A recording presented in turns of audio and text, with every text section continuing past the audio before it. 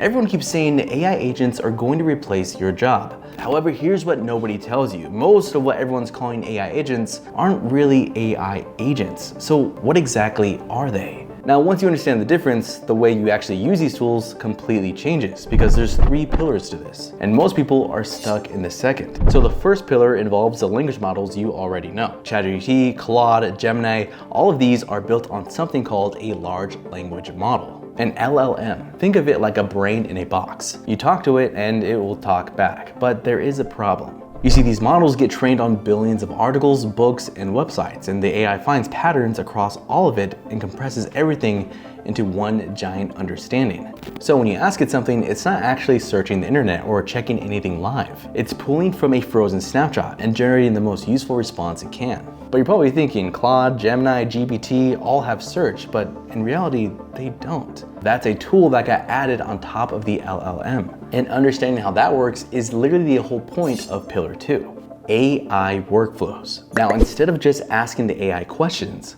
you set up a step-by-step recipe for the AI to follow. So imagine you tell the AI that anytime someone fills out my website's contact form, to then read their information and send them a personalized follow-up email. But what if that same person asked a pricing question within that form? Well, the AI would actually ignore it completely and still just send a follow-up email. This is because the only instruction that you gave the AI was to send the email. You never told it to look for questions. So you go back and you add another step. You tell the AI if there's a question in the form to answer it in the email. Boom, it works. But wait, what if they mention they already spoke to someone on your team last week?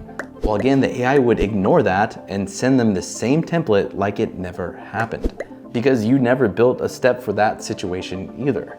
You would have to manually add a step for every additional situation. This is truly an AI workflow because the AI made 0 decisions. It just followed your recipe. Now, this is where a word that gets thrown around all the time is worth understanding: RAG. You will hear this everywhere. It sounds complicated, but it just means the AI can look something up before it answers. In our example, what if before the AI wrote that follow-up email, it first checked your inbox to see if that person ever emailed you before? That lookup is RAG. It's giving the AI more context before it responds.